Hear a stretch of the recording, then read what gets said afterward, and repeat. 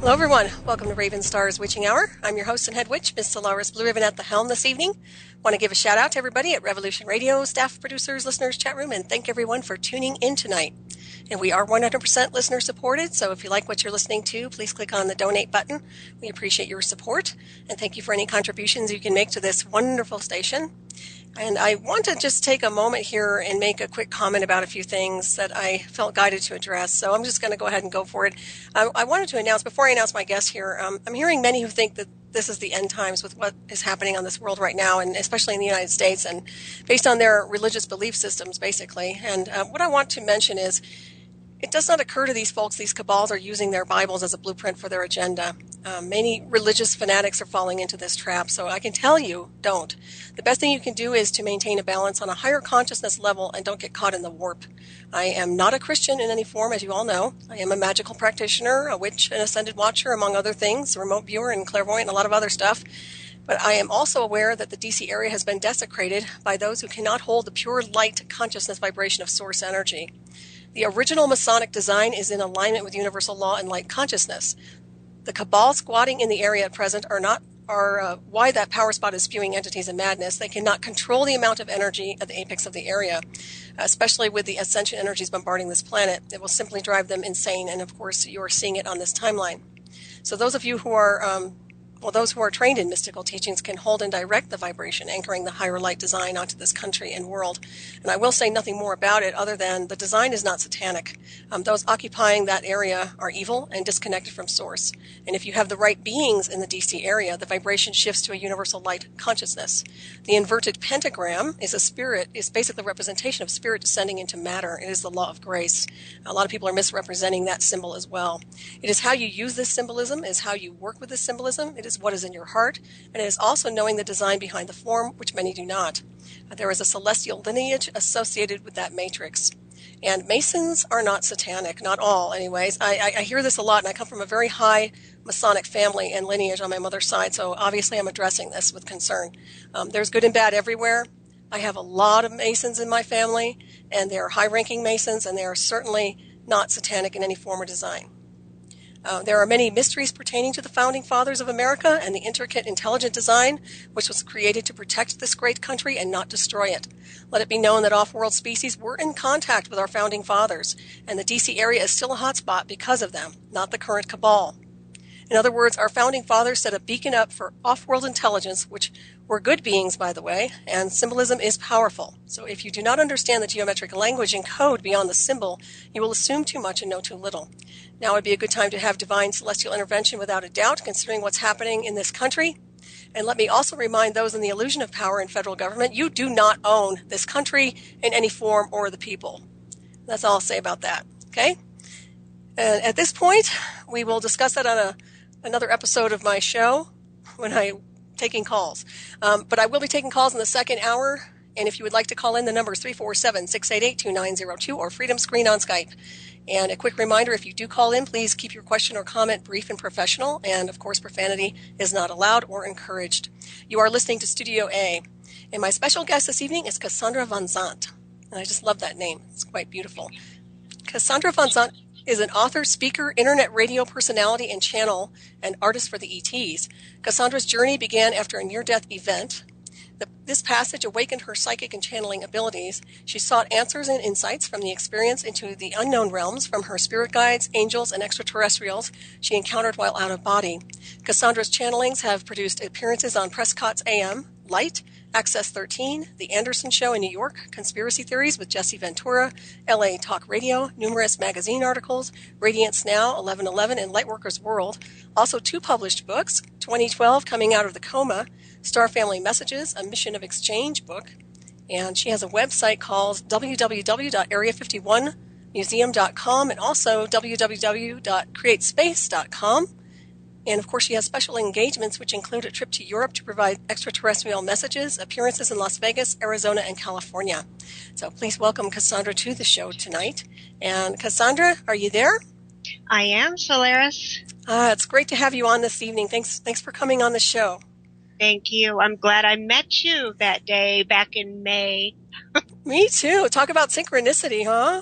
Yeah, just a little bit. Yeah. We weren't planning on going to that conference, so that was just one of these, let's go, and it's all right. There we go. I saw you, and I said, I have to talk to her. It's really amazing. Yeah, with synchronicity, we were just discussing that off air. How we just felt a connection, that there was something there on more of a star people family or a star family connection. Very, Mm-hmm. very interesting, without a doubt. And of course, we were having a lot of conflict going. We were talking about the Super Soldier Summit in May. There was a lot going on. I mean, I had a lot of obstacles also. It seemed like there were a lot of forces working against us insofar as getting there. That's for everybody, actually. We were having a lot of interference. So I'm very grateful to have met you, and I'm really happy to have you on tonight. And I'm sure everyone's going to be excited to listen to what you have to say. And let's kind of get started with that too. So, how did you really get involved in this work? Is it your near-death experience that brought you to this?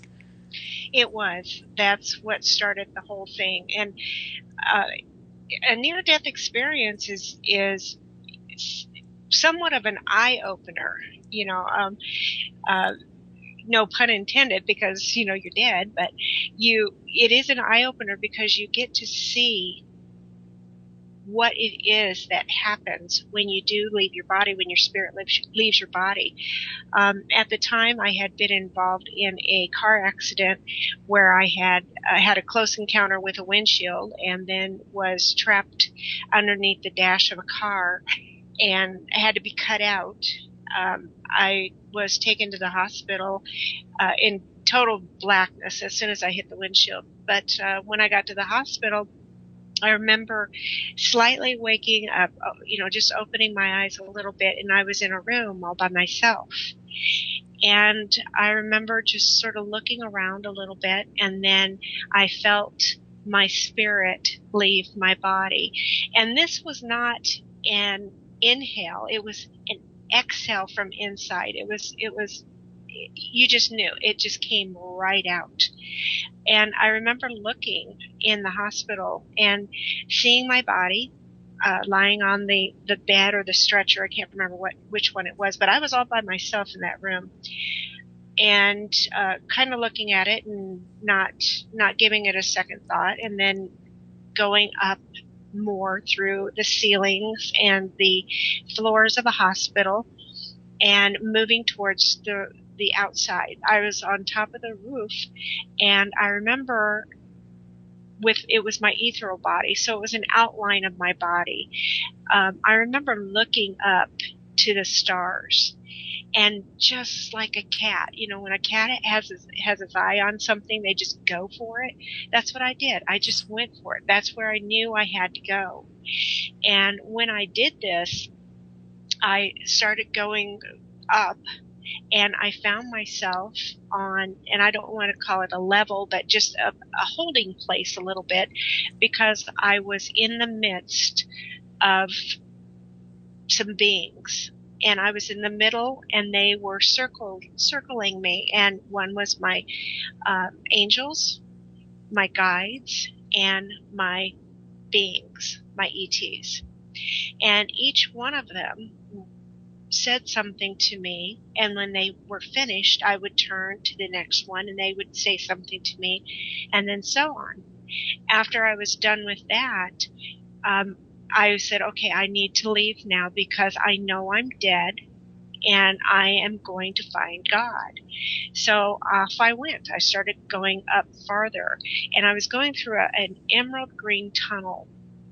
And to say what kind of a color it is, that just really cheapens it, because it was something you can't even imagine, because the color had warmth to it. It was pure love. You just felt this, because you had never felt it before on Earth when you're living here. This is something you can't even express. So I'm going through, and I'm looking around, and I said, I know I'm dead. Now, where are you? And I remember looking up and seeing a brilliant white light. And I'm like, okay, I'll go right there. So I get to the top, and I'm just reaching my hand through this light when I heard two words, and those words were not yet. And as soon as I heard that, it was like a retro action. I found myself in a split second back on that bed, and I remember jumping because my spirit hit inside my body so fast, and I jumped on that bed. And I remember, I think it was right about that time, a hospital worker was walking by. It could have been a nurse. This was over 20 years ago. And I had just come back, so I wasn't real clear on it. I remember them looking at me and running to get a doctor. So that started this whole journey, because afterwards, my biggest pet peeve was, why did I come back? I was very upset about it. I did not want to be back here. I wanted to be in the different realms. I was so mad. And then that anger, because I couldn't do anything with it, turned into depression. And then the depression turned into, well, let's find out why you came back. So that started a quest. That started a journey. And that journey took over 20 years, but eventually it's brought me to and this is like every time I tell my story, I remember little bits and pieces, and that's what I'm talking about. At the very beginning, I was communicating with guides, and when I came back, I started to hear and communicate with these voices in my head, for lack of a better word, but they were it was just a conversation, just like you and I are having. We would talk, and I would say, who are you? And they would say, I'm so and so, I'm your guide. And I'm like, okay. Well, then later on, I started hearing a different voice, a different tone, and these were my angels. And so I would converse with my angels, and that's when I'd collect everything angels, and really know that they were real. I just didn't have the collection for the heck of it. I knew that it was kind of like a replacement for who I had been talking to. And then later, much later, I started hearing a different vibration, a different voice. And when I asked, who is this? That's when they said, we are your star family. So I went through different stages, and during the first stages, I have a very good friend who was helping me through this, because I kept asking her, why did I come back? Why did I come back? How can I find out why I came back? And she said, well, you know what? You could probably use the tarot to help you, because it gives you answers from your subconscious. And I said, okay. So I had a deck of tarot cards, and I started to learn the tarot. And the more I dove into it, the more I was receiving the answers from the inside about why I was still here.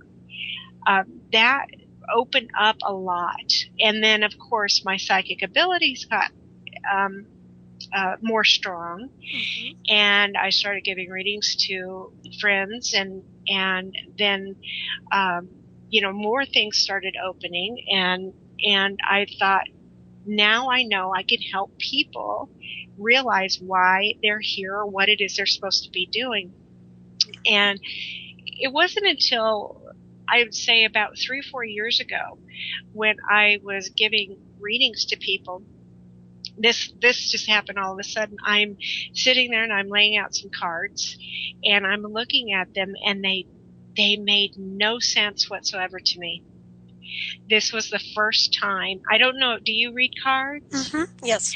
Okay, so I don't know.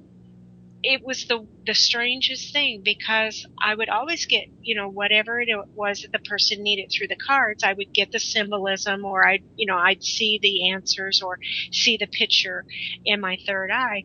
But I'm sitting there looking at this going, I don't get anything. That's when they told me that I don't need the cards anymore. So I started going on to a little bit more, and just, developing more and more, going with my own truth that, hey, you asked me a question, I know what it is. Here you go. Excellent. But all of these things are it's just stepping stones that when I look back on it, hindsight is so 2020. When I look back on it, I think now I know why I was going through it like that. I wanted to know right then and there. Mm-hmm. All of us want to know our answers right then and there, but we have to kind of go through the lesson before we can graduate. Yeah, that makes perfect sense. And you, it's obvious you're helping a lot of people right now, which I think is really critical. I mean, looking at the world today and just an observation, we really need spiritual guidance. We need our spiritual families, and we certainly need the star family. Mm-hmm. So what you're doing is a very, it's a benefit to a lot of different people. I was going to ask you, were you actually in a coma, did you say? I was actually, I guess so. I mean, I was totally out, and I do believe that they put me in that room by myself because they thought I was dead. Mm-hmm. But I wasn't in a coma. I remember I was out, how long I was out, and then when I came back, and, but from that time to the time they sent me home, I was conscious, but I was upset about it because I didn't want to be there. Wow. So do you think that this whole experience, obviously it opened up a door for your channeling abilities, is that correct? It kind of created a thinner veil between those worlds and dimensions, would you say? Oh, definitely, because it was a very natural thing. When I started hearing the different conversations, and I don't want to call it voices in my head because that right. has Well, a different it's been connotation. misrepresented. Yeah. Yes. But when I was having the different communications between, the guides, the angels, and the beings, it was very natural. The first time that I heard a guide speak to me, it was just very natural. It's like, oh, okay, how are you doing? And, what's your name? And, what should I be looking out for? I wasn't at all taken aback by it. Mm-hmm. It was perfectly natural. And I kept this communication that I had between all of the beings. I kept it very, very secret. It was just between me and them. It was a daily thing. I wouldn't have to sit around and meditate. We would just converse. The telepathic ability just opened, and it was I can't even express how much it's natural. It's like us talking. Yeah. So I kept it very, very secret until about 3 years ago. Mm-hmm. That's interesting. And there is such a difference between, because I've been interfaced with the synthetic telepathy versus the natural clairvoyant, which is what you are.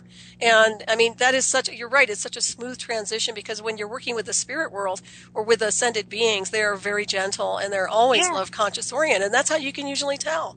That's right. That's a big point to make, because you can have different entities coming through because they know that you're open. Just listen to what they say to you.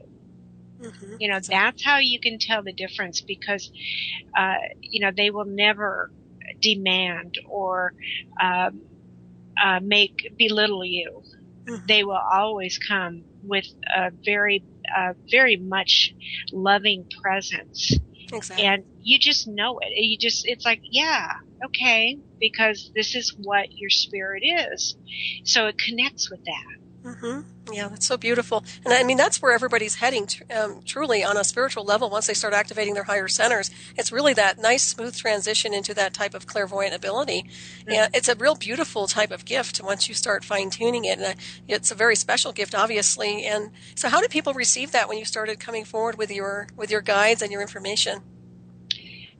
Well, how I did this, because like I said, I had kept it very secret from the day that it happened, was I was going to be giving a reading to a woman, Cynthia Crawford.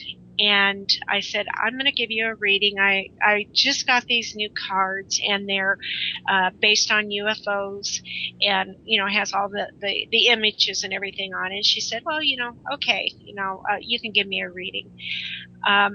So about 2 days or so before the reading, I kept saying, how am I going to give her a reading? I don't, I just can't just give her a reading. And about 5 minutes before our appointed time, they said that you're going to be giving her a reading, but you are going to be giving it in the galactic language. And that's one of the things that when we started conversing, the beings and I started conversing, I would speak to them in this galactic language, and they would speak back to me. I didn't know what I was saying, but it was very natural and very fluent. You know, I just knew that I was saying something to them. My spirit was saying something to them, and we were communicating that way. Well, when they said that you're going to be doing, giving Cynthia this reading in the galactic language, I first was sort of like, no, I don't think so. Because for one thing, this was our thing. This is very secret. And for another thing, it's like, are you kidding me? I can't do this, to another person. And then I was, kind of putting up a fight. But then when they said, will you do this for us? Then I said, yes, I will. And I had remembered that before then I was asking them, I said, I kind of want to get out in public and, do more readings or have, talks or give classes. I wanted to do this. And you really have to be careful for what you ask for, because they will conspire to make it happen. And when they do, and you get this opportunity, you could say yes or no. But when they said, will you do this? I said, yes, I will. So the day, it was 5 minutes later. So I was talking to Cynthia over the phone, and I told her, I said, this is what we're going to do. And I said, they said I'm going to give you the reading or the message in the galactic language, and then they'll translate it for you. And her eyes got very wide. We were on Skype, and she said, she pointed at me, and I'm like, oh God. And she says, just a minute, I'm going to get a recorder. And I went, oh my God, you're recording it? And she goes, yes, I'm going to record it. And I said, okay, fine. And, you kind of can say the rest was history, because that's when they started. Cynthia has a lot of contacts, and she would tell everyone about me, and then those people would tell somebody about me, and I was saying, well, why am I doing this? Why am I giving people messages in the galactic language? And then thank goodness they translate it, because you kind of know what they're saying. I said, why am I doing this? And of course it was a simple answer. And they said, the reason that you do this is because it reconnects that person to us when they hear the language. And it opens that part of them that's laying dormant for so many eons. Yep. And I said, well, that just makes perfect sense, because it does. When people would hear it, and I would give the message, and the messages were just that. They're messages. They would last for maybe 3 to 5 minutes, and then they would translate it. But while I was giving the message, it would touch people so deeply, because they felt it. They could feel the love from their star family, and they would break down and cry because they felt this and they remembered it. That's the biggest thing, because afterwards they'd say, I knew what you were saying. I recognized the words. I felt their love, and I know it's real. It's this is huge too, because the words today and the way words are used, especially with mind control and things like that, they've been poisoned. So perhaps this is a better octave to use with the correct language of our ancestors, and it makes perfect sense to me. It does, and I never thought about it like that. But when you're using telepathy, when you do that, when you're speaking that way and communicating that way, it's pure communication. There is nothing in there that has to do with manipulating words, manipulating actions. There's nothing in there that is in addition to. You're just saying, you're asking and you're receiving. Mm-hmm. You cut out that middleman because they don't have the ego that we have. And when you get this, it's like there's no, BSing. You just say, okay, what is it I'm supposed to do about this situation? And they tell you. Mm-hmm. And you're like, oh, okay. That's wonderful. Do you write this language out? Can you, I know you say you paint. Have you painted the language? I have in my second book, Star Family Messages, A Mission of Exchange. In the back of the book, they have had me type out phonetically what they say, because they put a message in there. So I typed it out phonetically and then translated it. Mm-hmm. So that's beautiful. That is back in the back pages of the book, because that's under the book is called Mission of Exchange because they exchange information with us. Mm-hmm.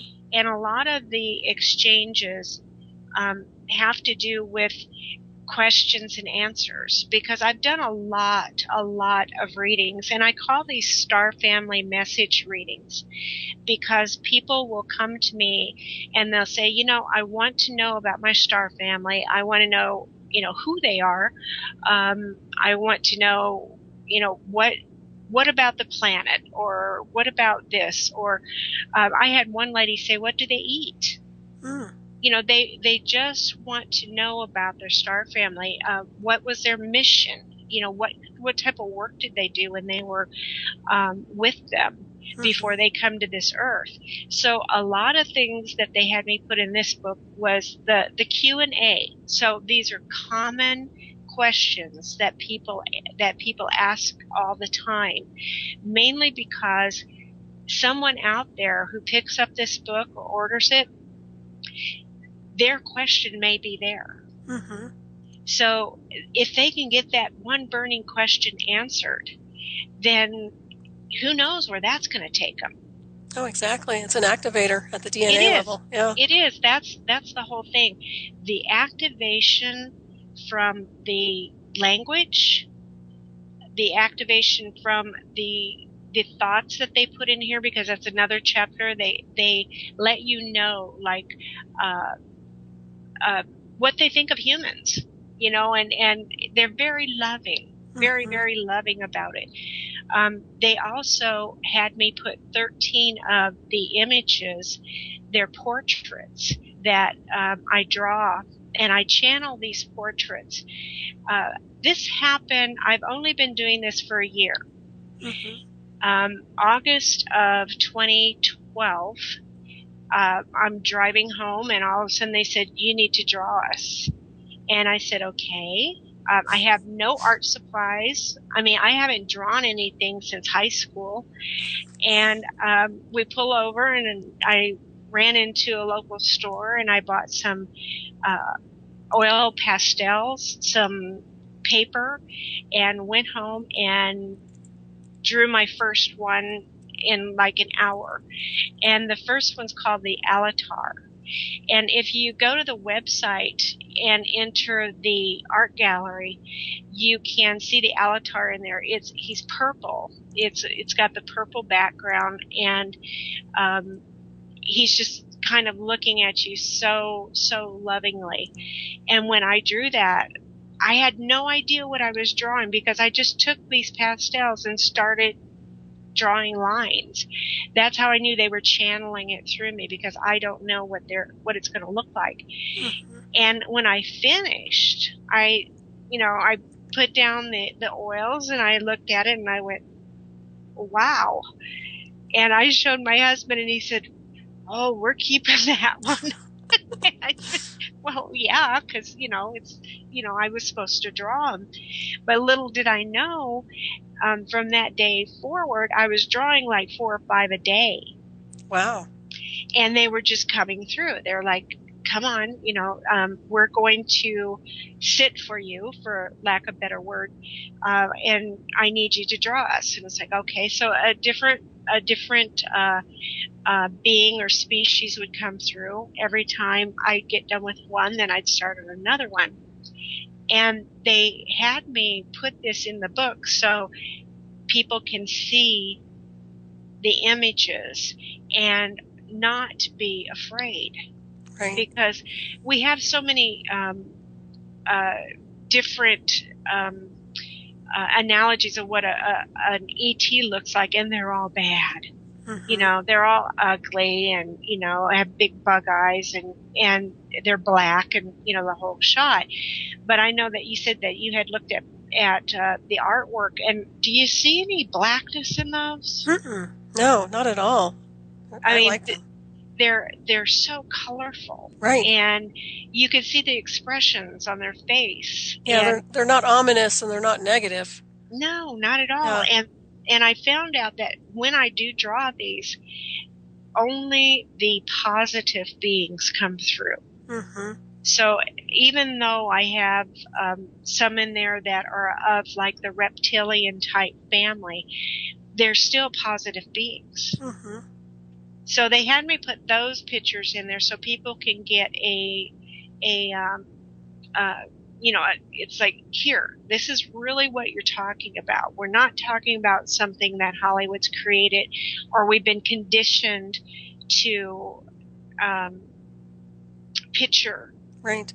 Because when they condition us with these terrible, horrible things that are only here to kill us or take our water or blood or whatever, then what is it that we do? The first time we see one, are we going to go out and embrace it, or are we going to try to destroy it? Mm-hmm. And I think a lot of it has to do with control, obviously. You know, the conditioning is also a control factor. Oh, absolutely. So and I do believe it will happen sooner or later, that we actually have the ETs here on Earth, that, you know, you could see them. When it does happen, then you aren't going to be so afraid. Right. Do you think there'll be more coming back here, or do you think we'll be going over there? You know, I feel that there's going to be more here right offhand. Mm-hmm. Because the people here that are kind of on the edge, you know, they're right on the fence about believing it or not believing it, you know, a rejection or an acceptance. Once they see and know what they're about, I feel that that's going to give them the choice of whether they're going to awaken or whether they're going to go back into their conditioned pattern. Right. Yeah. And like you said before, the language itself activates them. So they actually are moving on to a higher level of consciousness, and that's where our evolution lies. So it's really fascinating. Did they ever say what races they were? Did they ever give you a star system or anything to work with? Yeah, when I'm drawing them, they will usually give me their name, because I told them, you know, we as humans kind of have, you know, a title to go with a picture. So I will get a name, and some will tell me where they're located. It just all depends on how detailed. If they're just coming through and saying you need to draw us, they'll give me a name and where they're located. If I am doing a commissioned artwork for a client and they want to know, you know, where are they from and what system are they from, then they will come through and give that too. That's wonderful. And how do people get a hold of you if they want to have you do that? The easiest way is just to go to the website, area51museum.com, and there is a button on there for contact me. So just write in there the question or you know, any query that you have, and I will get back to you very quickly. That's awesome. I'm going to have to take you up on that myself, I think. You might be painting all night, though. That's, you know what, I love doing this. Oh, I really bet. do. Yeah. Because, like I said, I have no idea what I'm going to be drawing or what they're going to look like. I just sit there and the most interesting one, well, I can't say the most, but the one that I have never done before was a client of mine asked me to draw her hybrid children. Mm.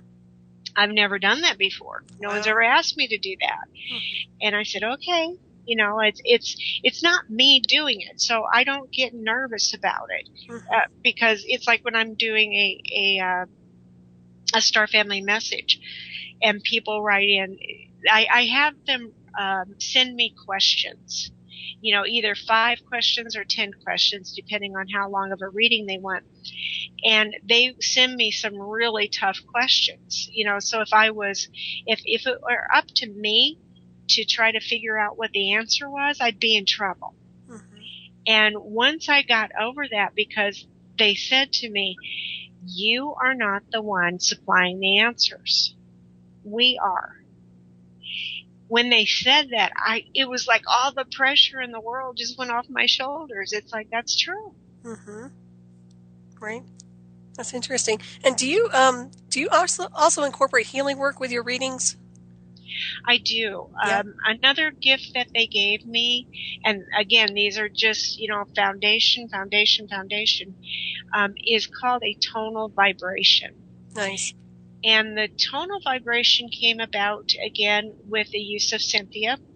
I think they had her as my guinea pig at the very beginning, so I would kind of know what to do because I was very comfortable working with her. And Cynthia had called me one night, and she did not sound herself at all. And I said, what is wrong? You know, what's wrong with you? And she said that she felt that she had had a stroke, and that what had happened too was this had activated the implant that was in her head. And this is a government implant. Yeah. Okay. And I said, okay. And I had no idea about that. I didn't know anything about it. And she goes, I can't talk with my star family. I can't, it's blocked. I can't talk with them. She said, would you talk to them for me and ask them what's going on and, you know, what is it that I can do? And I said, well, of course, certainly, you know, I'll talk to them right now. And while I was sitting there, she was on the other line. I'm trying to get in touch with her star family when all of a sudden what happened was these tones started coming out of my mouth. And they ranged from very, very high to very low to then in medium. And then I just let them go. I just let it go. It was the most amazing thing that, you know, I was kind of shocked with it, but I was trying not to think about it and just letting it happen. And after it was done, Cynthia's like, what were you doing? And I said, I don't know. I said, but they're telling me that this is something that is going to set your vibrations right. And it's also going, right now it has destroyed that implant, and that implant is breaking up into little pieces. And they also said, you need to drink a lot of water tonight, and that they're going to be with you. And she said, okay, you know, I'll do that. And when she was talking to me, I could tell a difference in her voice. And I thought, well, she sounds better. Mm-hmm. You know, and, you know, we rang off, and it's like, okay. So the next day she called me, and she was her old self. She sounded exactly like she always had. And she said, you won't believe what happened. Last night I was drinking water, a lot of water, like you said. She goes, I had to get up in the middle of the night to use the restroom, and I got up, and I'm standing at the sink getting some water. And she said, there it was, a ship was right above my house where Wow. I could see it. And she said, and I remembered, and I heard your words where you said that they're going to be with you throughout this. Mm-hmm. And she said, so now it's totally done and over with. Wow.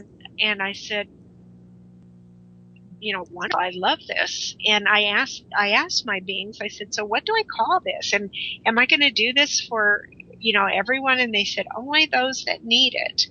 And, maybe your vibrations are off, or you're not grounded, or there's something that you don't feel right. Your energy is down, whatever it is. When they prompt me, then I give someone and they told me to call it a tonal vibration, because that's what it is. Mm-hmm. It's a tonal.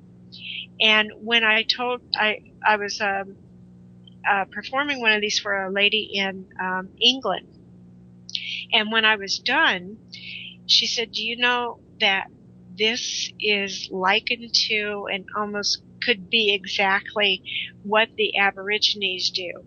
Mm-hmm. And she said they're trained for years and years and years and years, and only men can do this. It's like it's a man thing. Only men can do this. And she goes, you sound exactly like this. I've heard it before. That's interesting. And I know. I thought it was very interesting. Wow. Well, I love toning, and I do know a lot of people who tone. I've toned in the past myself, and I can tell you I'm very supportive of any type of tonals, because I do know they do disrupt and break down especially the etheric implants. I mean, they can do that for sure. Mm-hmm. Was hers physical, or was it in the subtle energy field? Do you remember? No, she said it was a physical implant. That's wonderful. And I don't discount the fact that they're trying to block us from connecting in with our star family and our higher self, because that's part of their covert technology, is to disrupt the flow of our consciousness. So that's fabulous. I love the work you're doing, and I'll have to get with you on that, especially play around with some of my anomaly signatures and see what happens. But oh, yeah. Yeah, I'm not kidding. You have a lot of work ahead of you. But that's wonderful. So wonderful. I'm really thrilled to have you on. This is really nice. It's refreshing to have you on tonight, because there's so many heavy things going on in the world today that we really need this. We need to just shift it onto a higher octave and keep running with higher energies. Oh, yeah. And I thought what you had said at the beginning was very interesting. I loved your take on that. Well, thank you. Because it makes more sense, instead of just listening to what the news has to say, and they develop your own opinion, because you aren't allowed to do that yourself. When you were saying some of the things in your opening, I actually wrote them down. I thought this is interesting, especially about how they're using the fear factor against us. And I just had a conversation with a friend the other day, and she was saying, "Oh, it's almost over now." I'm like, "What's almost over?" And she says, "Well, the whole system's going to go down, and the government's preparing, and they're leaving us out of it, and it's all over." And I said, "Okay, why would you think that?" And she says, "Because of the signs." And I said, the signs? And she said, yeah, the signs that, I don't know if she was referring exactly to biblical signs or to the things that, were incorporated with that biblical thing. But I said, I know that you're not coming from a fear-based place. I know that for sure. But I also look at it like, I don't think that we're going to know exactly when, and until then, why should we dwell on it? Why don't we do our work? Exactly. I think that you're doing exactly what you need to be doing, and I do believe that everybody should be transcending on a higher level, even though it feels like we need to polarize sometimes, and I'm guilty of that too. But I do know that I know how we can manipulate reality with our minds, and I know we can change it all. So, tuning into those higher octaves and staying on that higher wave is really going to pull us through. There's no doubt about it. Yeah, it changes your whole perspective. Mm-hmm. And it changes the realities. It changes all the timelines.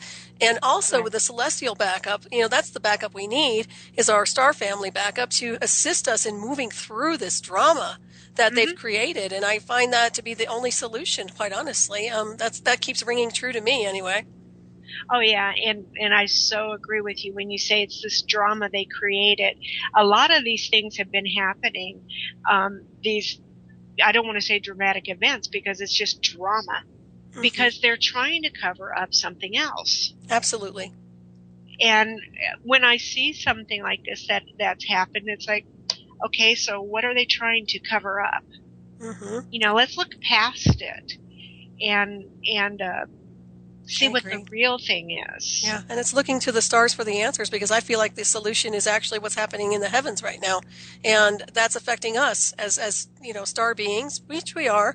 That's our ancestry. So I do feel like they've really gone out of their way to try to control, manipulate our psyches so that we can't ascend out and beyond where they want us. But that's not working, and they know it. So the last, right now, this is kind of like their last push to control, manipulate through their regulations and their drama bubbles and all that garbage.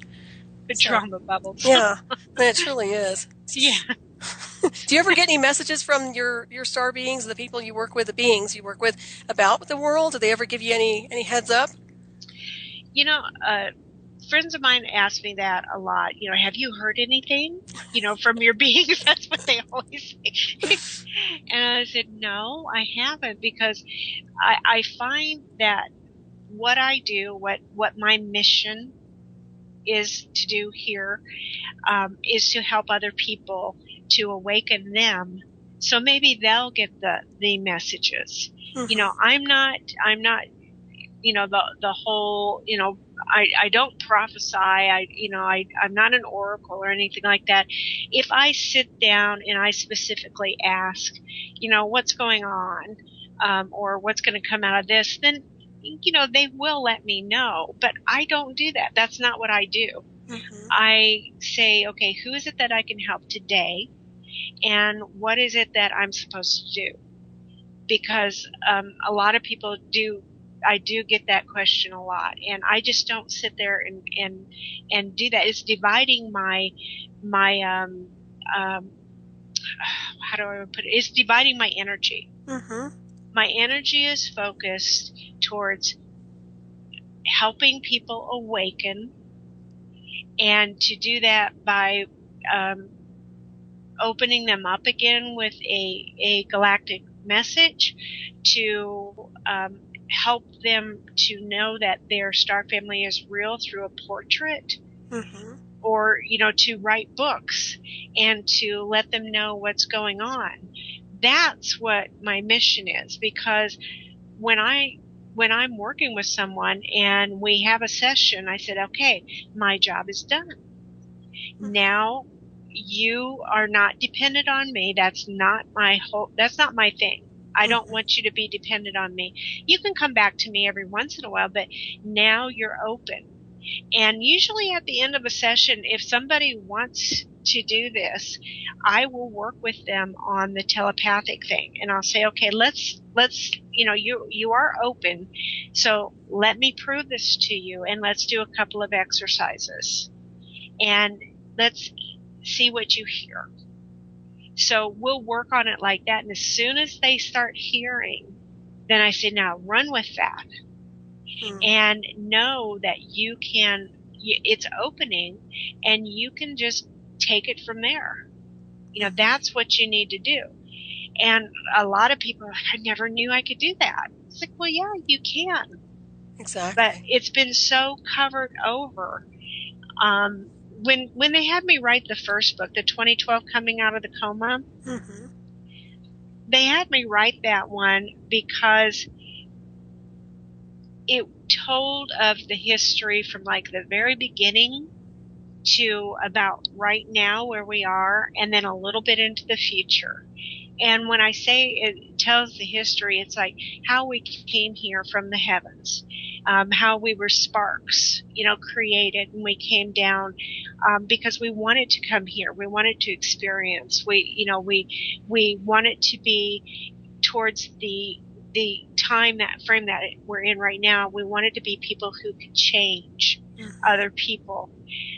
All of these things that came in with this, they just put it down in this book. And this book was a totally channeled book. Okay, nothing out of it came out of me, because I wrote it in 30 days. Wow.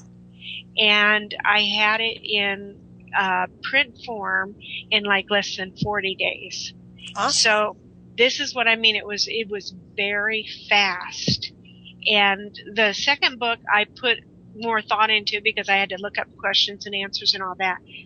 But that's how I know that's what I'm supposed to be doing.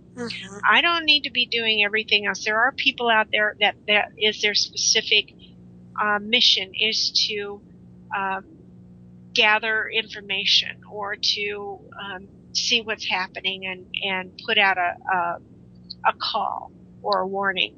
But that's not mine. Mm-hmm. That's wonderful. I love the work you're doing. It's awesome. You said it's been 20 years? At least. Wow. So do you remember what year it was?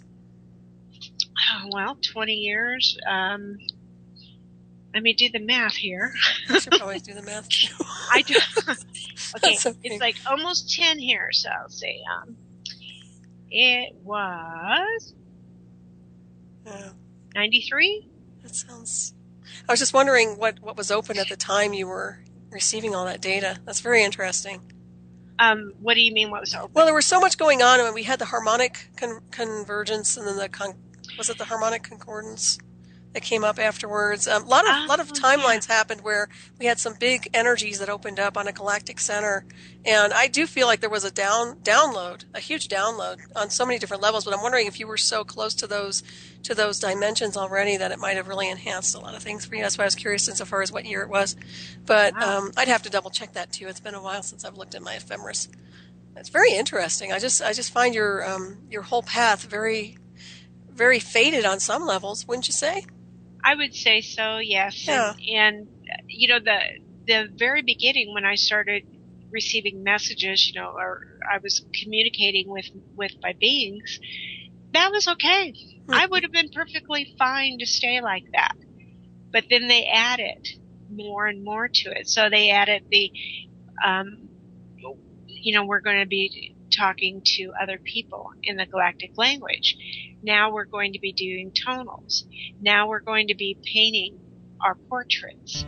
And I know that there's more things coming. Oh, I love it. I'm not sure what they are, but I know more things are coming. Excellent. Well, we're heading for a break right now. We'll be right back with Ravenstar's Witching Hour. Stay tuned.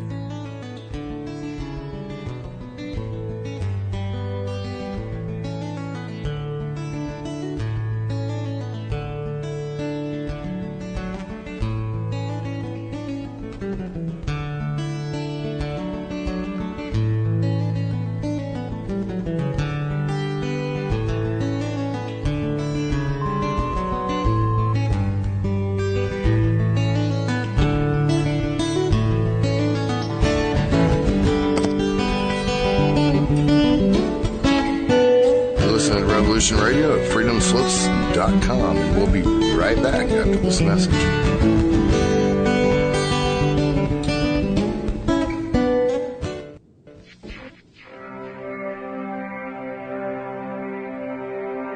Most guys freeze. That's your cerebral cortex looking for an answer it doesn't have. See? Even your brain knows you're screwed. The body's filling with adrenaline right now, whether you know it or not. The heart's beating fast. It's getting a little harder to breathe. The neurobiological system is telling it to run, but your knees are too weak to move. Fear is not real. The only place that fear can exist is in our thoughts of the future. It is a product of our imagination, causing us to fear things that do not at present and may not ever exist. That is near insanity. Do not misunderstand me. Danger is very real, but fear is a choice. We are all telling ourselves a story. You're listening to Revolution Radio at freedomslips.com. 100% listener-supported radio. Reporting to danger. Unafraid. Right here, where information never sleeps. Revolution Radio.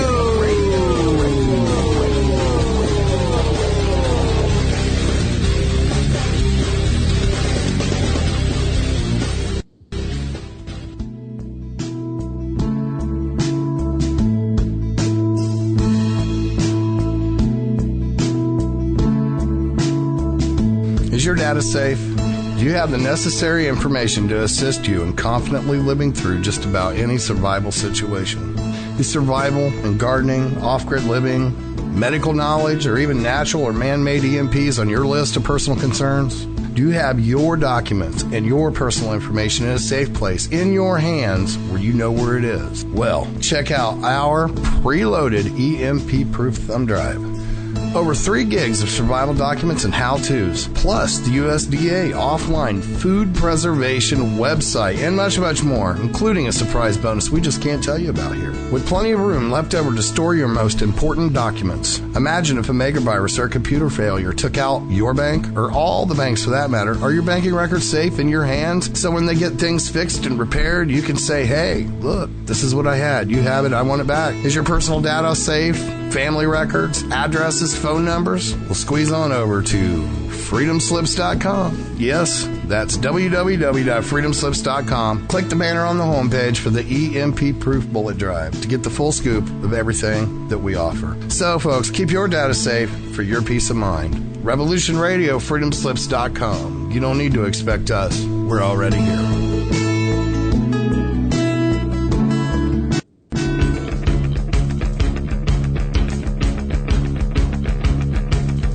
Revolution Radio.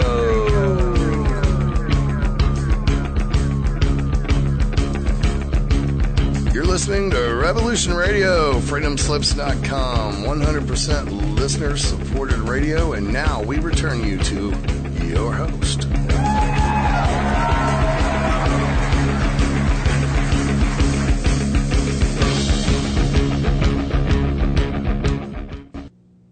Hello, everybody. Welcome back to Ravenstar's Witching Hour. I'm here with my special guest, Cassandra Vanzant, and we're discussing all sorts of wonderful things, especially her contacts, her extraterrestrial contacts. If you guys would like to call in, the number is 347-688-2902 or Freedom Screen on Skype. And, Cassandra, are you there? I am. Excellent. So we were kind of talking about, off the air a little bit here, about the, tell me about the Anderson show and conspiracy theory. Let's talk about that a little bit. Oh, okay. When we left off before the break, I was saying how they put layers upon layers upon layers. And one of the things that I had asked them before was I was getting very frustrated. I was getting all these readings and I was doing a lot of work.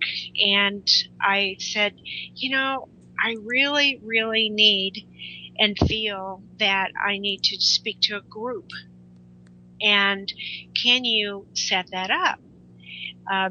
Basically, I was getting extremely frustrated because I was doing a lot of one-on-one readings, and I thought I could reach more people with a group. And I said these fateful words. I said, bring it on. Dangerous. Honestly, they were. And I just want to caution anyone out there, when you are putting out to the universe, some of the things that you want to happen, make sure that you are comfortable and confident that when it does happen, you're ready to go, because they will bring it around. And when I said bring it on, I actually felt a shift in my whole body, and I went, uh-oh. So I said, okay, I think they heard me, because I just felt this shift. Well, it was about, I would say 2 weeks later, I am getting ready for my day job, and my cell phone rings. And a woman was on the other line, and she said, this is, I think her name was Sarah. She goes, this is Sarah, and I'm calling from New York, from the Anderson Cooper show. And I said, hello. And she said, we're going to be doing a show on UFOs and, abductions and everything. And we would like to have you on as a guest. And would you like to, come to New York? We'll fly you out here and put you up and everything, and then you could be on the show. Well, I really had to think about this one. So about 2 seconds later, I said, yes, I will. And I hung the phone up, and, I was sort of in awe of my little idea of getting to a group was, like 10 or 20 people. Mm-hmm. But their idea was national TV. Mm-hmm.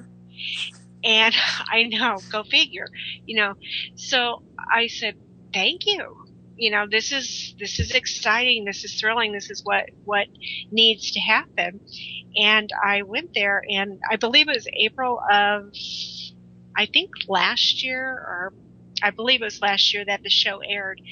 But I went there, and there were people there that they had been abducted, and they were telling their story. And then they had me on there, and I was telling them, that my part of the story, that I work with the beings.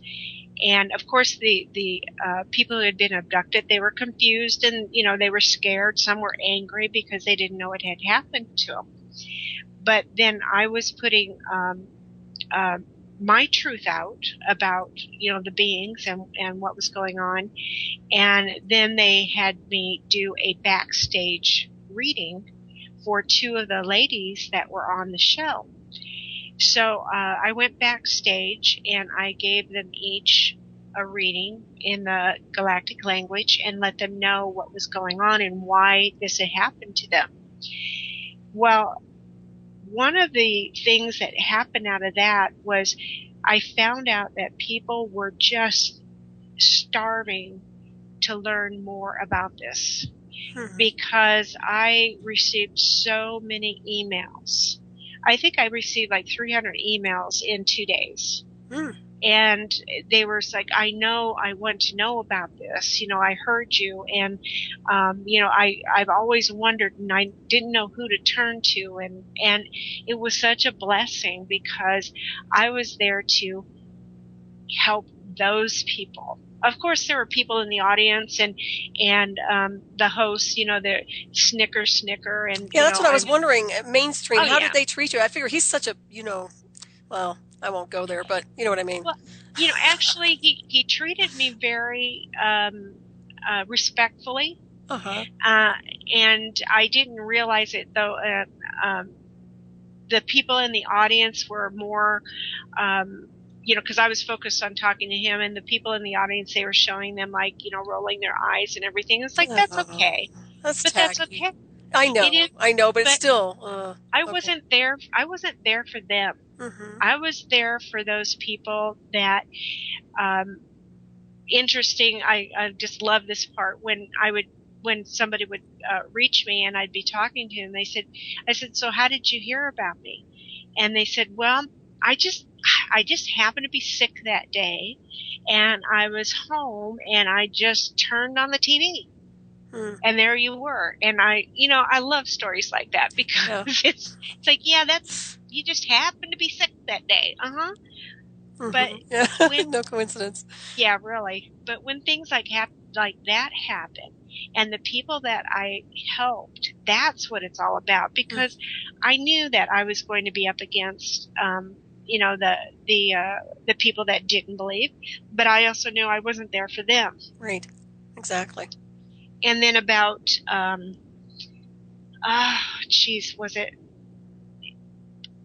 previously before that, I had been called by the producer for conspiracy theories, Jesse Ventura conspiracy theories, and they said that they were going to be doing a show on reptilians.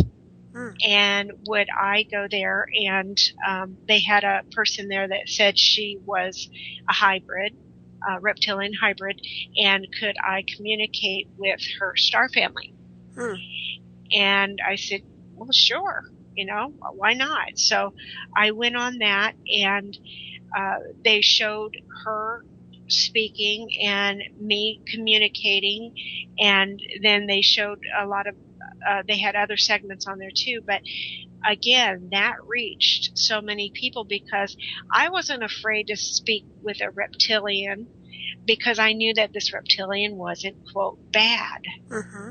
And when we did this helped the person that I was with tremendously to connect back to her family, because you've heard of hybrids here on Earth. You're part human and you're part whatever species that you are, but where do you belong? So when you can actually speak with your family, with your star family, and know that you're still connected, that you aren't just dropped here for a reason, for no reason at all. Right. That really makes the difference. Mm-hmm. So that reached a lot of people too. That's what people need.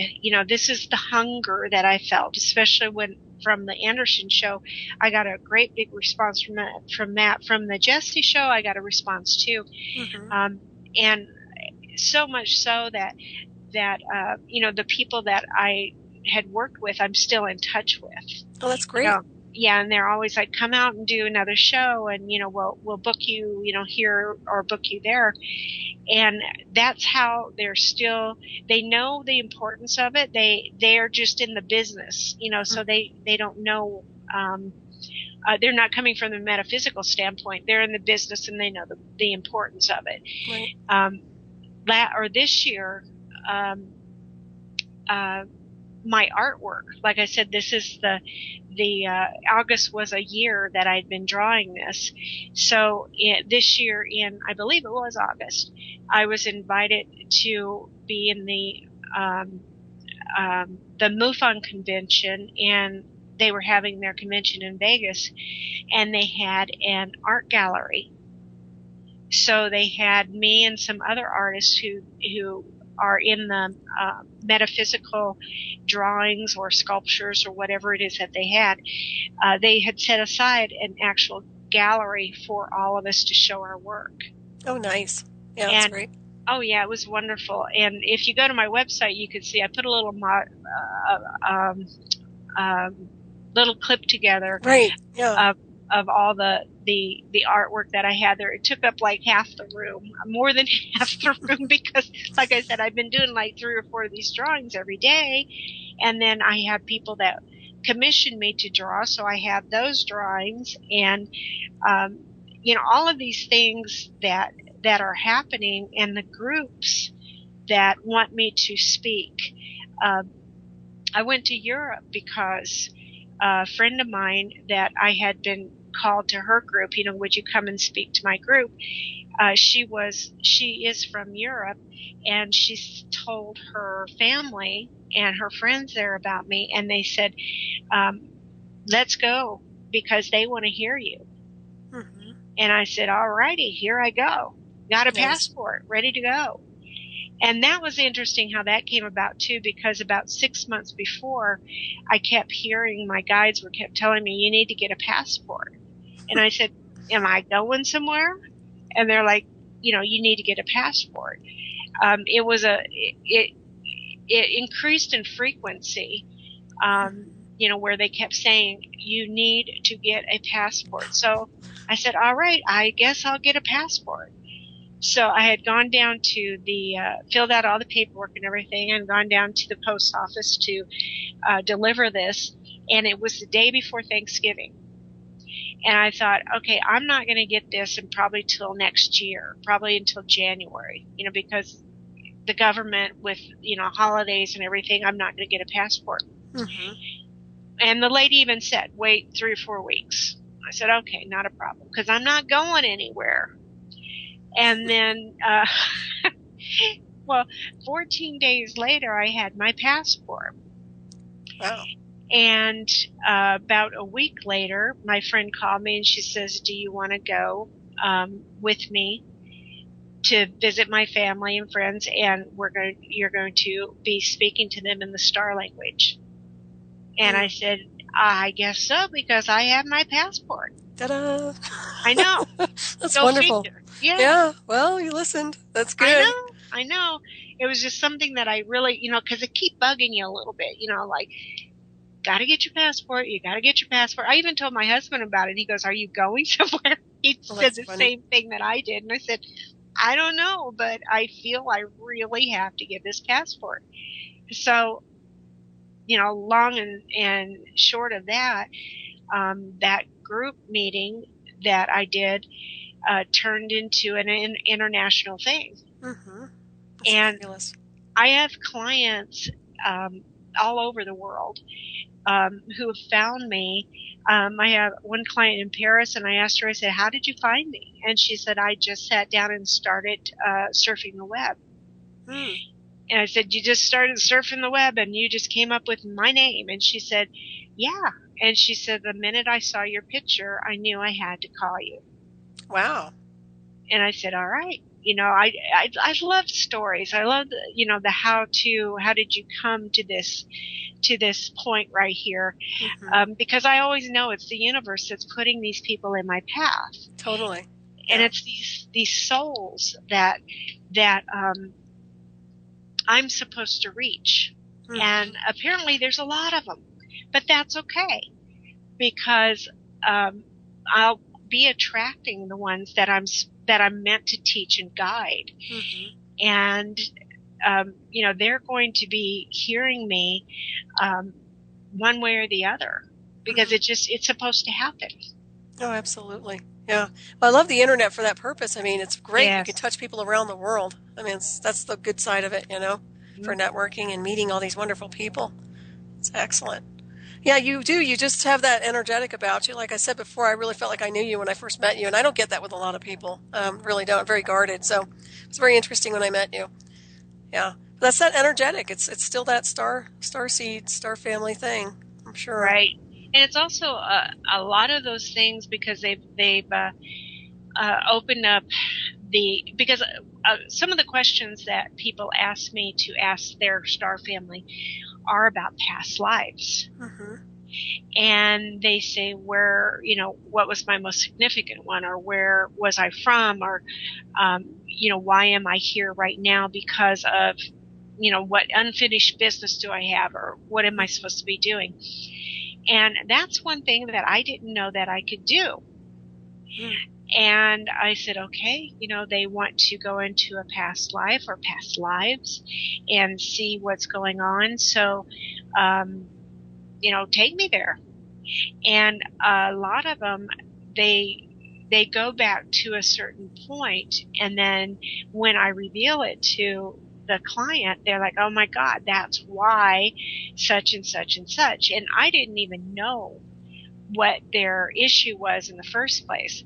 But a lot of times when we meet someone, getting back to what you had said, when we meet someone and we have this instant connection or familiarity about that person, it's because more than likely, like 99.9%, we were in a past life together. Yep. And that I so truly understand. It's not like I don't believe, you know, I don't want to say I believe in, because I believe in it anyway, but now I'm understanding it. And when I was delving a little bit into my own, I know that a lot of it had to do with, I was a truth speaker before, but the time was not right. So I could never get the whole truth out without being punished for it one way or the other, and usually ended in death. But now is the time that I can do this. I can get out. I've been given this opportunity to complete what I came down here to do. And this is to get out the information, to you know, through books, you know, for portraits, for tonals, for galactic language messages, for activations, for awakenings. That's what I'm supposed to be doing, because I have a lot of knowledge in there, because I've been around for a while. Right. Yeah. You're one of the old souls. Yeah, it makes and perfect now sense. It's finally getting ready to come out, you know, and it is coming out, and it's going to be coming out more. I don't know how, I just know it, but it's going to be coming out more. So I'm looking forward to it, because it's never a dull moment. Yeah, that's great. And that's what we need, definitely. I feel the same thing, too. I feel in my timeline that I'm completing a lot of things on this timeline, definitely, and finishing up some cycles, and that's it for me. When I get out of here and break an orbit, I keep telling everybody I'm not coming back to this planet. That's it. Done. Been there, Had done it. that. Too much density. But by the time I leave, it'll be all nice, right? I'll be off world in another sector and it'll be like transmuted and ascended and I'll be like, what? That was Earth? Well, that's what you came here for. You came here to not only experience everything that we have on this earth to experience, but also to experience the emotions that the ego that we have gave us. And then, we keep going and going and going, and we're evolving more and more and more. And then we know that, okay, we've experienced, been there, done that. Now, this is the leg of the journey that we're actually going to remember the whole purpose and reason that we were sent here. Yeah, that's huge. And a lot of people have amnesia. They're so disjointed with information because of all the false information that they've been fed since they were children. And, we all have the database in there internally, but it's about activating it. Right. That's why they had that. The name of the first book was 2012 Coming Out of the Coma. Mm-hmm. And as soon as they gave me the name or the title, I said, oh my God, that's it. Mm-hmm. We're coming out of a coma. Wow. So that wasn't just about your personal journey. That's more about the bigger picture. That's awesome. Wow. Yeah, that has nothing to do with me because it was a channeled book. So they gave me the title and everything else in it. Mm-hmm. And when I heard that title, I just knew it. I knew it because when people read it, and I've had people say this to me, like I've read this book 5 times, and every time I read it, it's different. Mm-hmm. It's like, well, then you get like 3 or 4 books in one. Yeah, so, really. I mean, you do. It doesn't need to be huge volume. Mm-hmm. It just needs to have the context. Yep. And one year, I think it was maybe 3 or 4 years ago, or it wasn't that long ago because I didn't write it that long ago, but my friend suggested that I put it on audio and burn it on a CD. And I said, okay, I'll try it. So I sat here and I started reading it, and I'm recording, and they said, do it in your voice because, people like to hear the author, and it's like, okay. So I recorded it, and then I started to listen to it. And when I was listening to it, there is an actual harmony to the words. Mm. When you read them out loud, it has a tone to it, a harmony. And you just have to take my word for it. Because it's amazing when you hear it. There's all these tones and harmonies, and it floats and the whole thing. And half the time when I knew I wasn't writing it, because I'd have to stop and look up some of the words that they put in there. Wow, that's so interesting. I know. It's like, oh, wait a minute, I got to see what this word means. See, it was written in light language almost, huh? It was because when I listened to the recording, I thought, oh my God, listen to that. Mm-hmm. There's this, I don't know what word to use, but the only thing I could say is it's like a harmony. You hear it. Mm-hmm. And I'm assuming you hear that. If you will know that when you hear it, you're going to get that when you read it. Yep.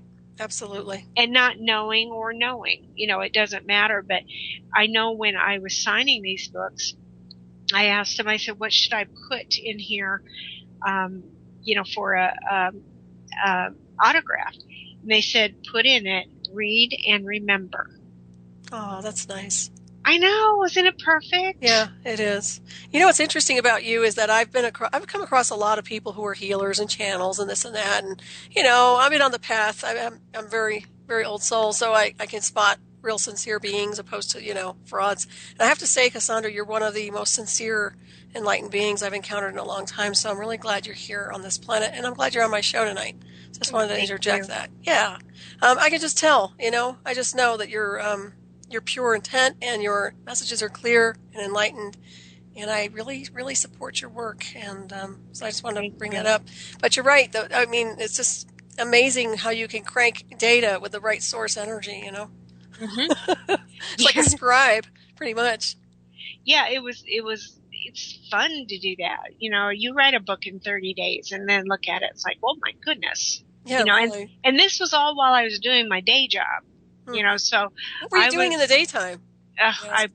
I managed property. Oh, did you? Yeah, you're definitely better off doing this. Oh, yes. What you're supposed to be doing. So that's the thing, too. We get derailed sometimes in false realities. And, you know, I understand the work and this and that thing where you have to survive. But I also know that when you're doing something that makes you happy, it makes all the difference in the world. Plus, you're benefiting others. So you really have to look at that. That's the thing of it. You know, when your energies are divided, you either, you know, one or the other or both are lacking. So you can't focus a total 100% on what it is that you're doing. And now that I think when at the beginning I was telling you that we had just moved and I'm devoting myself to doing this full time, and it's bringing more and more people to me, and it's very exciting. This is exciting because now I'm going for the groups. You know, like I said at the beginning, I thought, well, I need to get this to a group of people, and I'm thinking like 10 or 20. Silly me. So they just kind of pushed me out there and said, well, let's see how she does with, like, you know, hundreds of thousands. And you know, I guess I passed the test because I'm starting to get groups that are, you know, I'm going to be giving this message.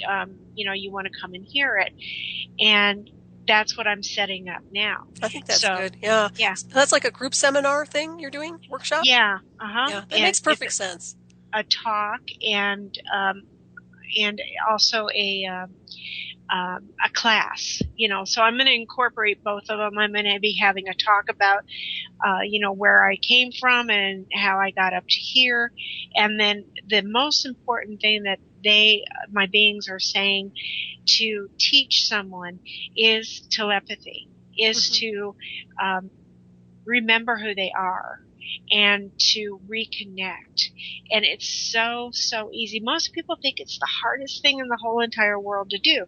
I have to go to a class or I have to study it for years and years. But it's not. It's not hard. It's a natural form of communication. And this is the way that we communicated in the beginning. Yep. Until words started to get involved and started to encumber and mess up everything. And, you know, our egos started to jump in and say, well, if we say this, then we can get this, instead of just, you know, saying, this is what it is. Right. It's almost like a poisoned language. Yeah. And also now that we have all the interference running with electronics and everything else, and there, you know, that runs a lot of damage on so many different levels. I mean, it's really, when you think about it, if you could just kind of shut everything off for a while and just focus on the universe and the energies of the elements, I think people would understand that there's a beautiful language in those harmonics. There is. You know? There is. Even when I'm talking to whoever I'm connecting with, it's so comforting and comfortable that it's really a pleasure to talk to them, because I'll be asking and I will say something very simple like, you know, how's it going? You know, I don't.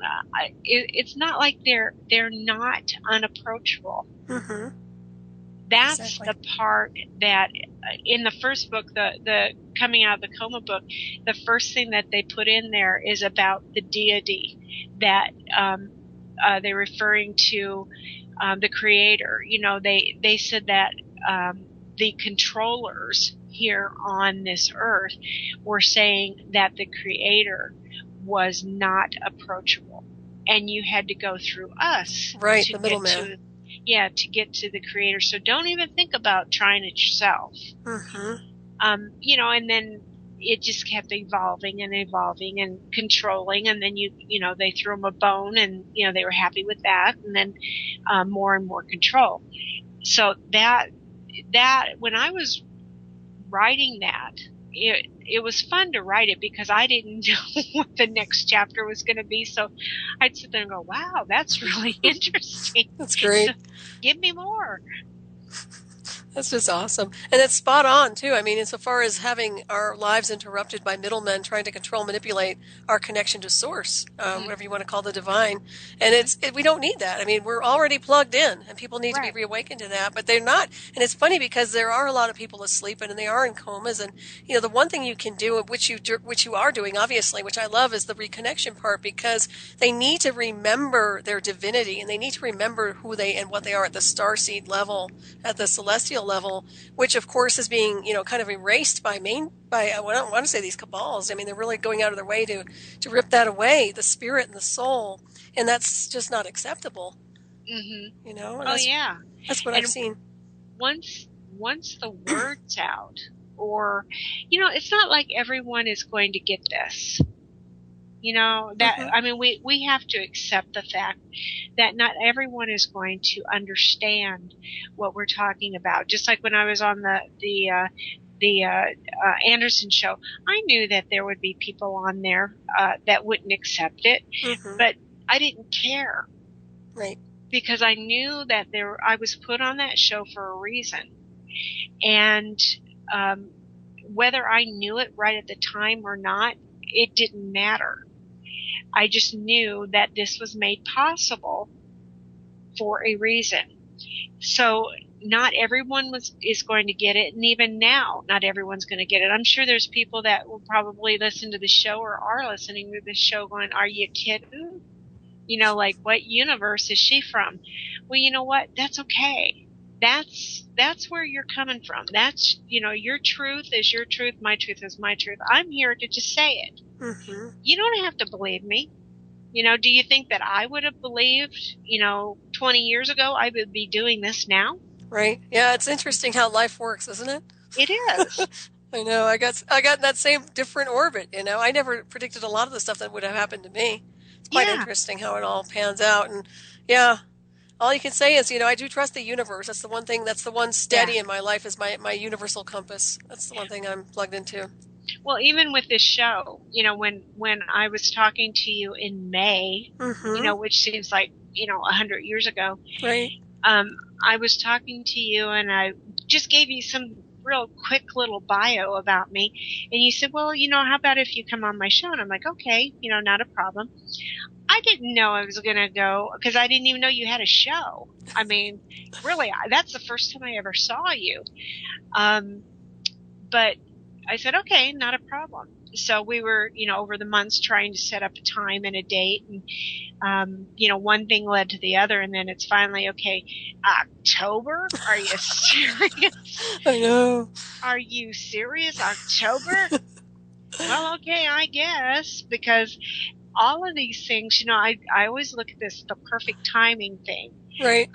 I feel really good about this October date. You know, this is what we were supposed to do. We were supposed to have it on this time. That's okay. If we were doing it during September, like what we had planned before, I mean, this was in the middle of my move, and the dust hasn't even settled yet. And, you know, I wouldn't have been in, you know, this space that I'm in right now. So it's like, okay, the dust is settled, and, you know, it's October. It feels good. You know, let's go for it. So yeah, it's great.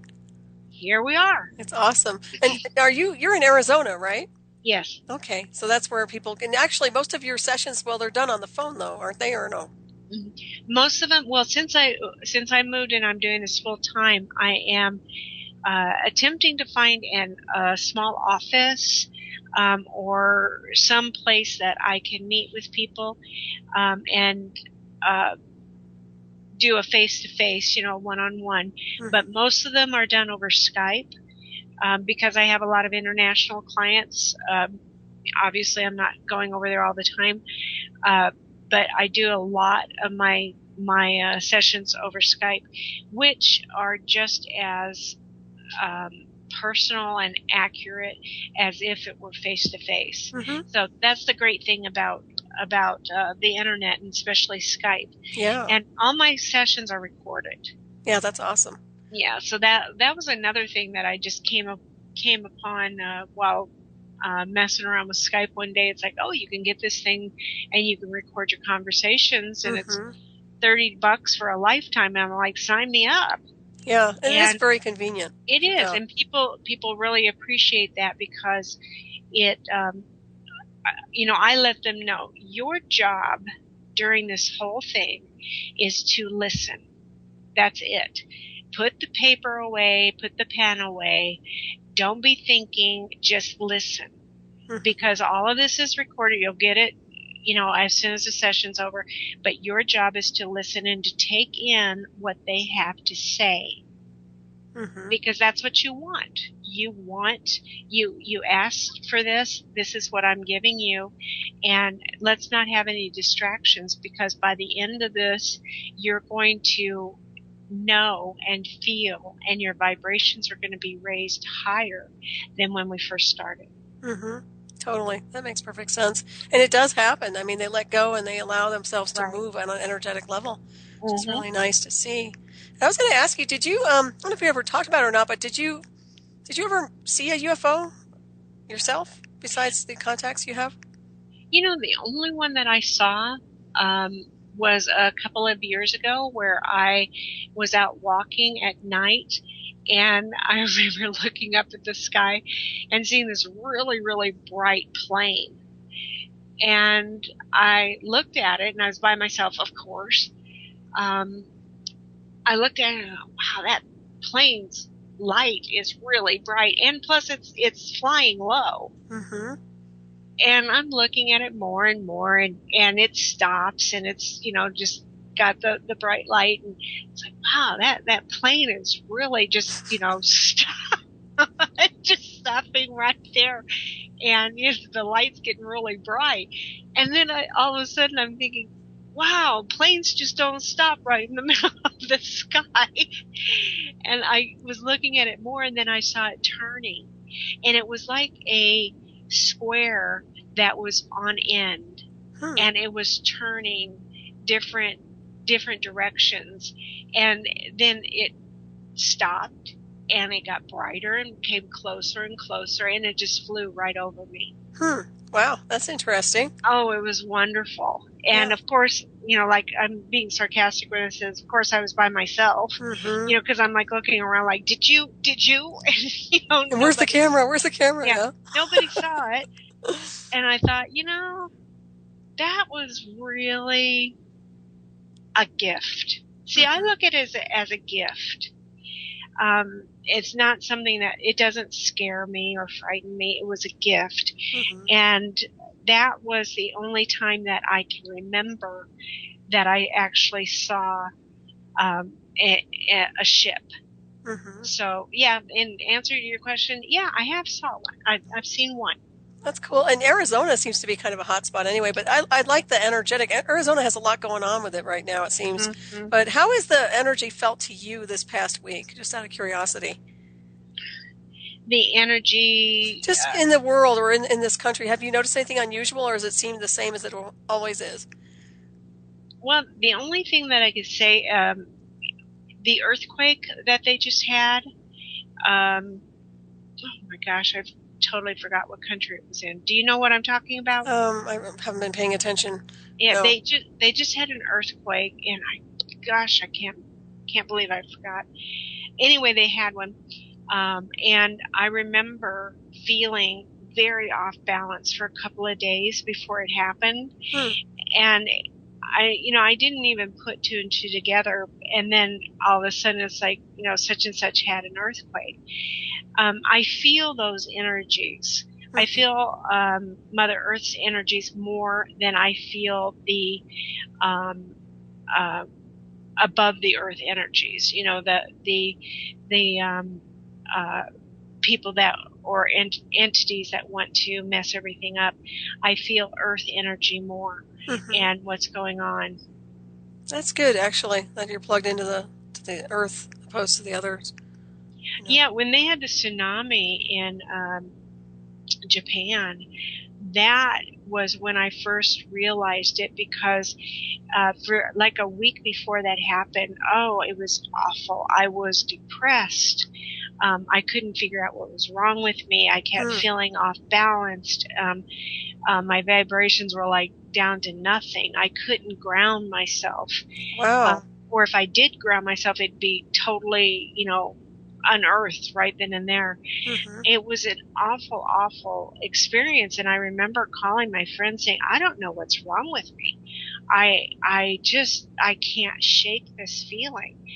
And that's when she said,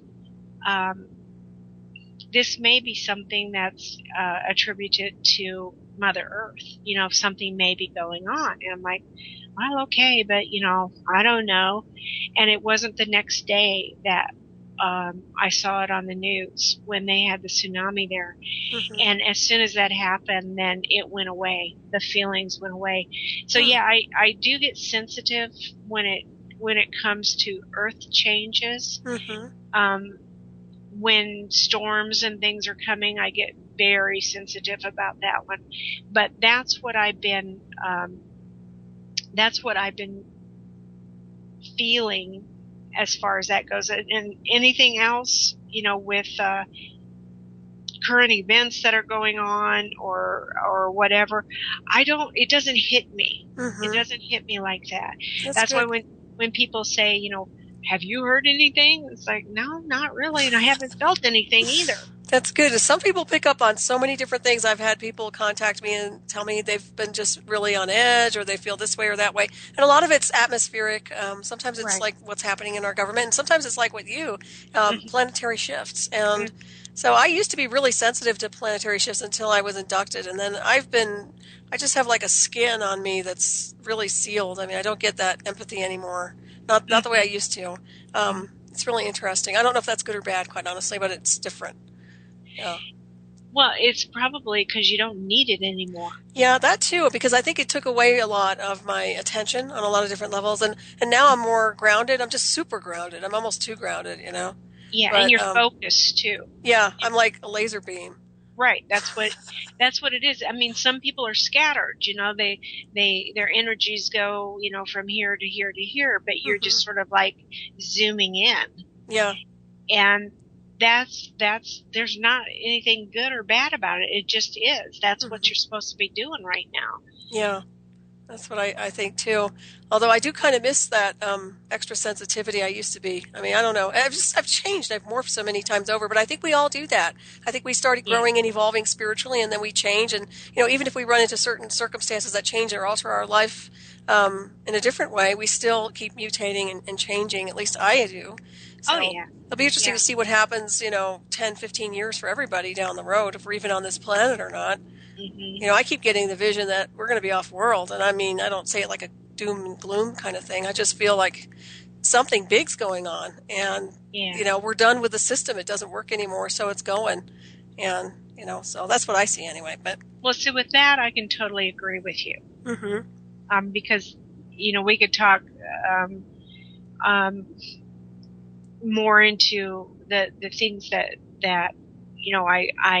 I've seen, like when I'm writing or all of a sudden it just pops into my head, because there's a lot of things that I call them my flashes. I'll be doing the dishes or driving down the road or something, and all of a sudden I get a flash of a vision that is crystal clear, and everything is pinpointed, but it's very fast, but I grab it. I know exactly what it's talking about. This happened too when I met Cynthia Crawford the first time, was at the UFO Congress in Laughlin when they were having it was the last conference in Laughlin that they had, because now they moved to here to Scottsdale. And, just by chance, we had been laid off from our jobs, and we just decided to move to Laughlin. You know how that works. Right, yeah. And, we just happened to find this really wonderful place to live that was really, really cheap. And we had a lot of time on our hands because we weren't employed. And we just happened to go down to the river and see the billboard that says UFO Congress. And so it's like, oh, well, let's go. Okay. So, we had attended the Congress, and we were in the vendor room, and I walked past Cynthia's table, and she does ET sculptures. And I stopped at it, and I'm looking at one of the sculptures that she did, and it's called the Nephilim. And I stopped and I looked at it, and I picked it up, and it really resonated with me. And Cynthia looked at me and she said, well, hello, how have you been? And I looked at her like, do I know you, lady? And she says, you remember me, don't you? And we were on the ships, and she was saying some other things, and the more she talked, the more I saw it. Wow. And I said, oh my God. It was like an instant kind of thing, like you and I, it's just like instant familiarity. And we started talking and talking and talking. Well, she was doing her job and everything, and I didn't want to take away from her business, so I thought, I want to take this Nephilim. And she said, if that's what you're drawn to, then, go ahead. So I purchased it from her, and she said, now don't be surprised if he comes to you. And I'm like, okay, alrighty, see you later. So she said, don't be afraid of him. Just, set him by your bed or, on the table or wherever you want. So that night, I put him by my bed because it's like, I'm not afraid of this. It's just a little sculpture. I'll show you. I'm not afraid. So I put him next to my bed. I went to sleep. And this is what I'm talking. I'm leading up to the picture thing, okay? So I'm asleep, and then all of a sudden, this little Nephilim begins to give me pictures. And they go by so rapidly in my mind, and they're from the past, the present, and the future. And it's a slideshow. It's just like boom, boom, boom, boom, boom, boom, boom. And I'm looking at all of these pictures. And I'm saying, will you slow it down? Because I can't grasp any of them. I don't know what these are. I just know that they're images.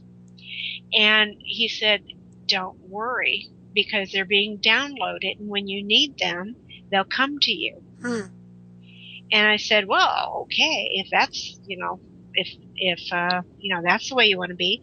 But anyway, I went back to sleep. Got up the next morning, went directly back to the conference to talk to Cynthia. Cynthia, is this supposed to happen? And she starts laughing, and she goes, now I told you that they are, they have the energy of the beings in them. They're just a sculpture in order to hold that energy inside. Because just like my paintings, it's just like with her sculptures, because she channels the sculptures also, and I channel the paintings also. They both have these frequencies in them that these are not just objects. They're alive. Right. And when you look at them, you see, and it emits this frequency. So just, for example, today a person ordered, he was saying, oh my God, I'm so tired. I'm just so, my energy is like drained. And I could tell just by looking at him, and the beings were saying, tell him to get the energy beings. And I thought, it's like I hit myself up the side of the head, and I'm like, well, here you go. And I gave him the link to the gallery, and I said, look at this picture. And it's called the energy beings. Look at it and tell me what you feel. And so I sent him the link, and he looked at it, and he goes, well, I feel this, and I said, energy? And he said, yeah, this is weird. And I said, this is what they're saying.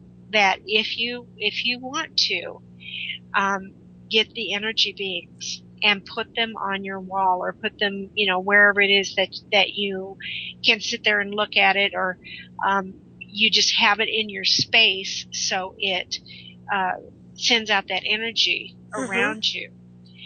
And that's how I know that a lot of these, the people that I've done portraits for, they're saying, do you know that my being came to me last night? And I said, yeah, well, I'm not surprised. What happened? And they said, well, they said this and this and this. But they communicate that way because we as humans kind of need a focus point to, to say, okay, this is what I'm focusing on right now. It's like with the tarot, people need to look at something when you're giving them a reading. Right. Instead of just saying, okay, this is what I'm seeing. Well, I don't see it. Where do you see it? Yeah, exactly. It preoccupies the mind. And someone in the chat room said that Pakistan was the earthquake. Does that make sense? Oh, that's right. That's right. Yes. Okay. Oh, thank God. Somebody.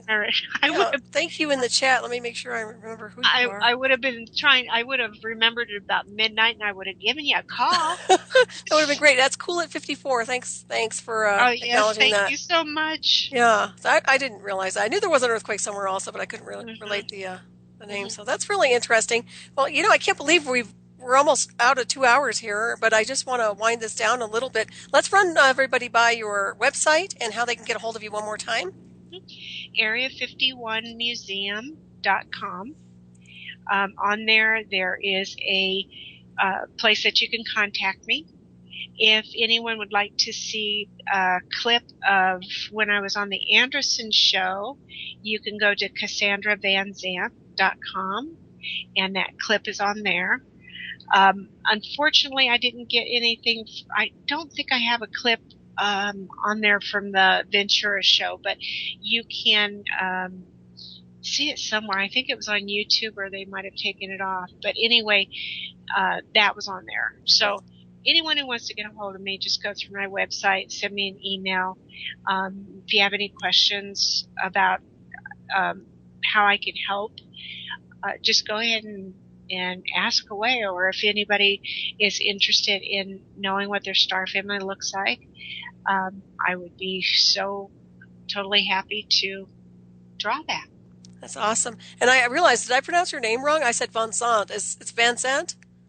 Oh, it's just like Cassandra is pronounced different ways too, but no, Vanzant is fine. Okay, I was like, that's just just want to make sure I did. I do want to thank you so much for being on tonight, by the way. It's been wonderful to have you on, and it's just really enlightening to have you here. So really, really grateful, and I look forward to having you back on my show again. So, oh, yes, I would love it. Oh, I'd love to, too. We can discuss more and more.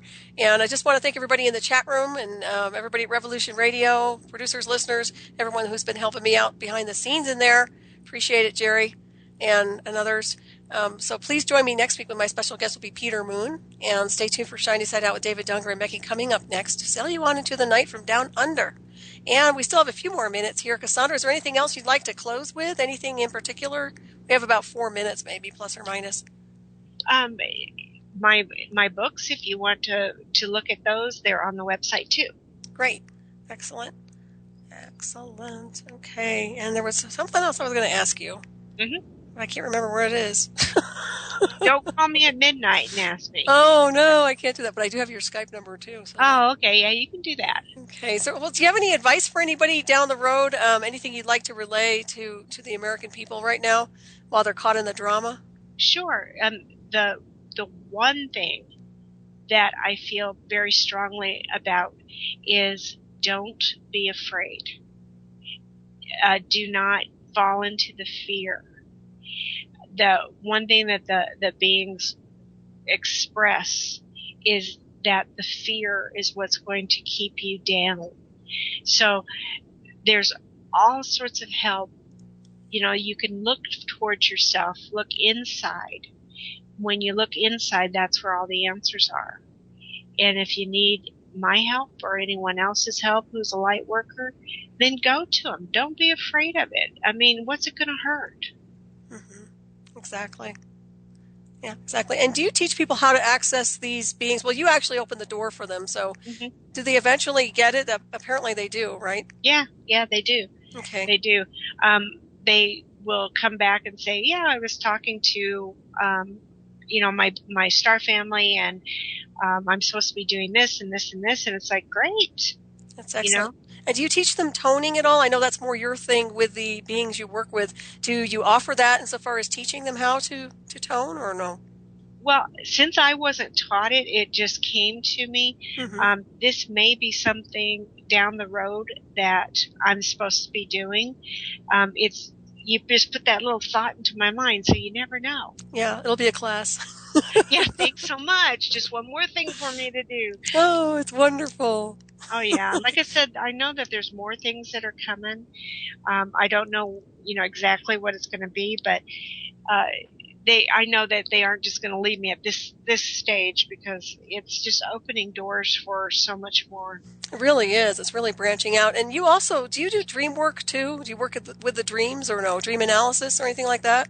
No, dream analysis, that's not my forte at all. Okay. So if people come to you, I was wondering if you get a lot of contactees that come to you. I do. And what they come to me because they say, I know I was abducted, but I don't know what happened.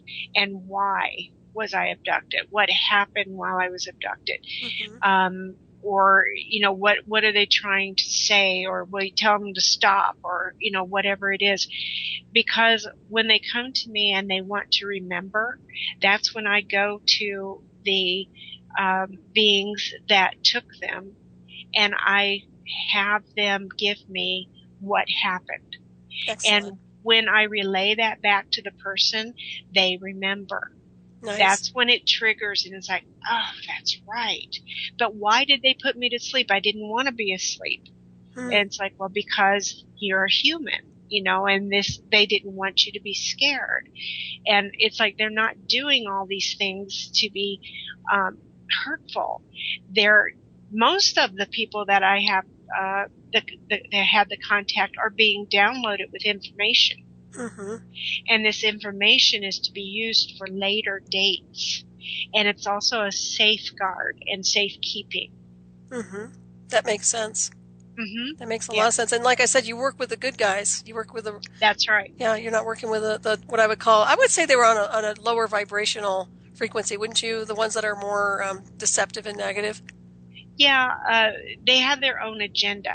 Right. And I could tell the difference when I'm working with them. I could tell the vibrations.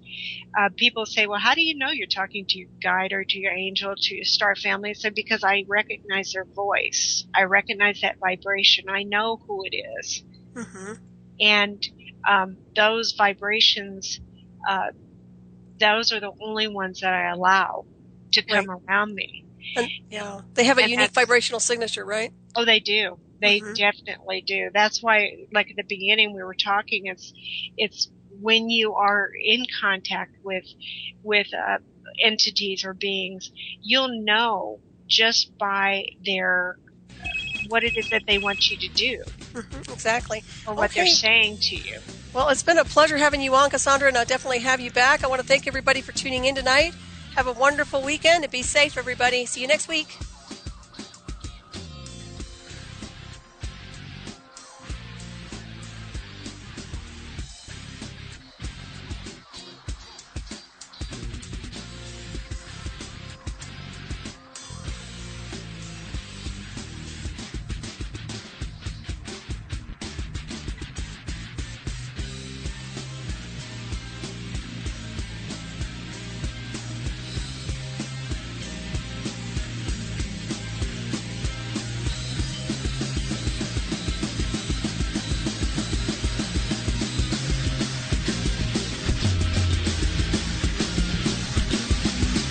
Thank you for listening to Revolution Radio.